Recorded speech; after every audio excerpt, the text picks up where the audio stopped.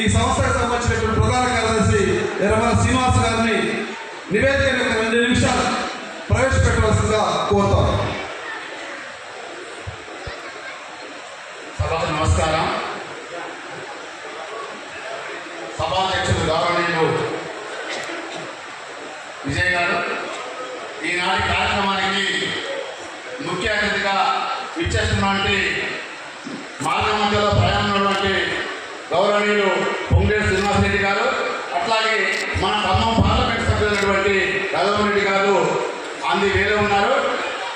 మరొక ముఖ్య అతిథి మన ఉద్యోగుల పెళ్లి ఉద్యమాల సారథి ఏలూరు శ్రీనివాసరావు గారు వచ్చి, అట్లాగే మన అందరిలో ఉన్నటువంటి మనలో మనిషి మన అందరికీ చేదోడు వాడిగా ఉన్నటువంటి మత్తులపల్లి మార్కెట్ కమిటీ చైర్మన్ గౌరవనీయులు పెద్దలు అసోసియేషన్ సెంట్రల్ కమిటీ సభ్యులందరికీ నా తరఫున మరియు మీ అందరి తరఫున అభినందన తెలియజేస్తున్నాను. అట్లాగే పండగ అయినప్పటికీ కూడా వాట్సాప్ ద్వారా, అట్లాగే బైక్ ర్యాలీ ద్వారా మరియు మైక్ ద్వారా ప్రచారం అందుకొని తండోపతండాలుగా వచ్చేసిన ఏదులాపురం ఉద్యోగ ఉపాధ్యాయ కుటుంబ బంధువులందరికీ నా తరఫున, మా కమిటీ తరఫున మీ అందరికీ స్వాగతం.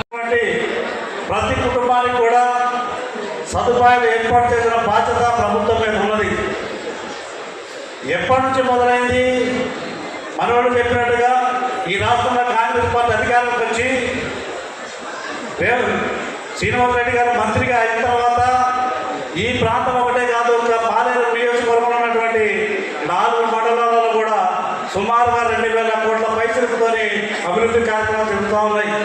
ఈ మున్సిపాలిటీ పరిధిలో ఒకటే దరిదాపుగా డ్రైన్స్ కానివ్వండి, రోడ్లు కానివ్వండి, కలవర్స్ కానివ్వండి, పార్కులు కానివ్వండి, సెంట్రల్ లైటింగ్ కానివ్వండి, అనేక కార్యక్రమాలు విజయ్ గారు చెప్పినట్టుగా ఈ ప్రాంతంలో అభివృద్ధి జరగలేదని ఒకరు చెప్పారు. కానీ అభివృద్ధి మా ప్రభుత్వం వచ్చిన తర్వాత అభివృద్ధి జరుగుతున్నటువంటి ఏదైనా గుర్తించి చెప్పినట్లయితే మేమందరం కూడా చాలా సంతోషపడతామని కూడా సభాముఖంగా తెలియపడుతున్నాను.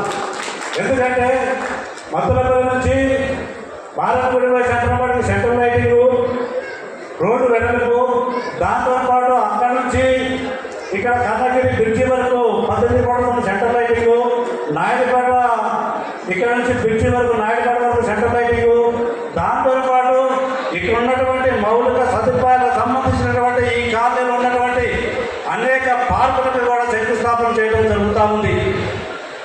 జరగలేదనేది ఒక ఎత్తు అయితే, జరిగే వాటిలో తమను జరగనటువంటి దానికంటే ఇప్పుడు బాధ్యతలు జరుగుతుందని కూడా జేఏసీ నాయకుల్ని గుర్తించవలసిందిగా మా పార్టీ తరఫున కోరుతా ఉన్నాం.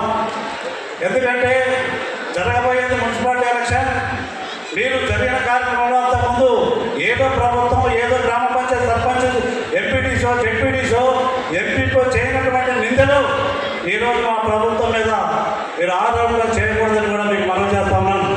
ఎందుకు చెప్తున్నామంటే ఇప్పుడు అభివృద్ధి చెందే కార్యక్రమంలో శ్రీనివాసరెడ్డి గారు ముందంజ ఉన్నారు కాబట్టి, ఇక 3 గంటల ఏర్పాటు రేపు జరగబోయే ఎలక్షన్ల కౌన్సిలర్గా ఎన్నిక కాబట్టినటువంటి వాళ్ళు కాబట్టి వాళ్ళు ఎన్నుకోవాల్సిన బాధ్యత మీ ముందు ఉంది కాబట్టి నేను గుర్తు చేస్తా ఉన్నాను. మీరు ఎట్టి పరిస్థితుల్లో ఈ 32 డివిజన్లలో కాంగ్రెస్ పార్టీకి సంబంధించినటువంటి అభ్యర్థులు కనుక ఏర్పాటు చేసుకోలేని పరిస్థితి ఏర్పడితే మీరు అనేక రకాల నష్టపోతారని కూడా మీ అందరికీ గుర్తు చేస్తా ఉన్నాను.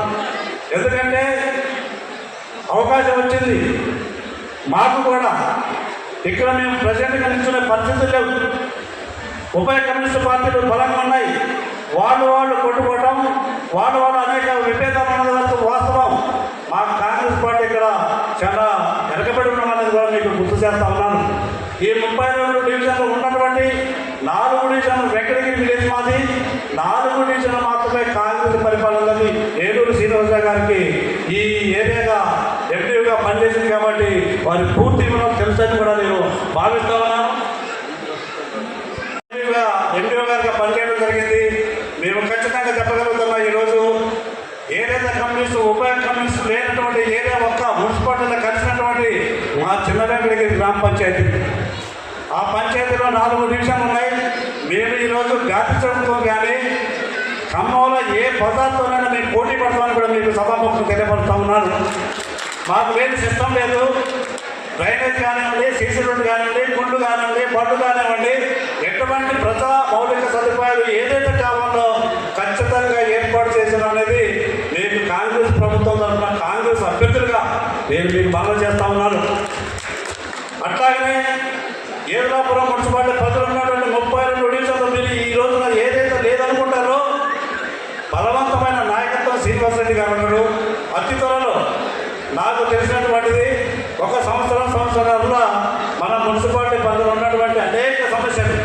ఇప్పటికీ 20-25% కొన్ని కార్యక్రమాలు, కొన్ని రోడ్లు అయిపోయినాయి, కొన్ని శంకుస్థాపనలు ఉన్నాయి, కొన్ని శంకుస్థాపనలు రాబోతూ ఉన్నాయి.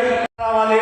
మున్సిపాలిటీ పరిధిలో అనేక రకాల నిధులు వస్తాయి కాబట్టి ఈ మున్సిపాలిటీ చేసి మనకు ఉన్నటువంటి సమస్యలు అన్నింటినీ కూడా ఏకతాటి మీదకి తీసుకొచ్చి అతి త్వరలో మనకు ఉన్నటువంటి సమస్యలన్నీ పరిష్కారం చేయాలని బలమైన నిర్ణయం తీసుకొని కొన్ని పార్టీలు గ్రామ పంచాయతీలుగా ఉండాలని కొన్ని పార్టీలు వ్యతిరేకించినా, కొంతమందిని వ్యతిరేకించి ఎదురొచ్చినా ఇట్లా కాదు, ఎన్ని సంవత్సరాలు చేసిన అభివృద్ధి జరగదు, ఫలానా వ్యక్తుల వల్ల కొంత ఈ ఏరియాకి నష్టం జరుగుతుంది కాబట్టి మా పార్టీ కొంత నష్టపోయినా, కొంతమందికి ఇష్టం ఉన్నా, కొంతమందికి ఇష్టం లేకపోయినా మున్సిపాలిటీ ఏర్పాటు చేయడంలో భాగస్వామ్యంలో అయినటువంటి శ్రీనివాసరెడ్డి గారికి మీ తరఫున మా తరఫున కూడా ధన్యవాదాలు తెలుపుతా ఉన్నాం.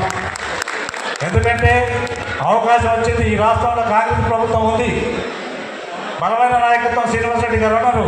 ఈ ప్రాంతాన్ని అభివృద్ధి చేసుకోవాలంటే ఇంతకంటే మంచి అవకాశం రాదు.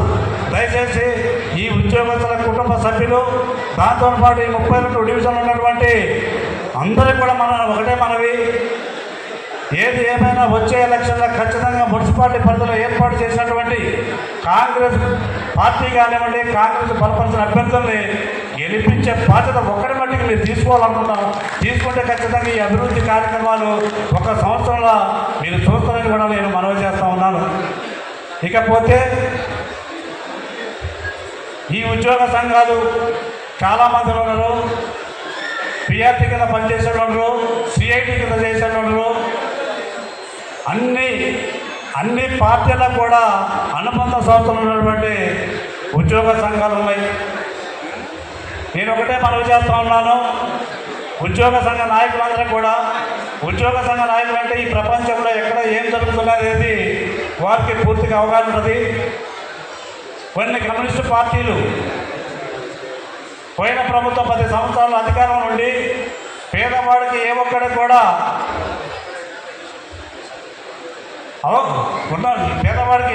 కూడా అనుకూలమైన వాతావరణం కల్పించకోకుండా అవసరమైనటువంటి ఏ ఒక్క సదుపాయం కల్పించలేదనేది వారు గమనించాలి. ఏదైతే వారు వాగ్దానం చేశారో డబుల్ బెడ్రూమ్ కావచ్చు, 3 ఎకరాల భూమి కావచ్చు, అనేక రకాల కార్యక్రమాలు చేసి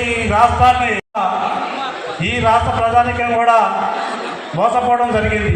ఈ కాంగ్రెస్ ప్రభుత్వం వచ్చిన తర్వాత రేవంత్ రెడ్డి గారి నాయకత్వంలో మేమందరం ఈ రోజున పేదవాడికి ప్రతి ఒక్కళ్ళకు కూడా రేషన్ కార్డు కానివ్వండి, సన్న బియ్యం కానివ్వండి, ఉచిత బస్సు కానివ్వండి, ఉచిత కరెంటు కానివ్వండి, అనేక రకాల ఇంధనమ్మ ఇళ్ళు కానివ్వండి, అనేక రకాల కార్యక్రమాలు జరుగుతూ ఉంటే ఒక జాతీయ పార్టీ అయినటువంటి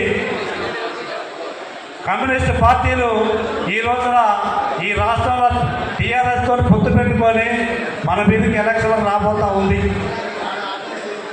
ఒక్కసారి ఆలోచన చేయండి.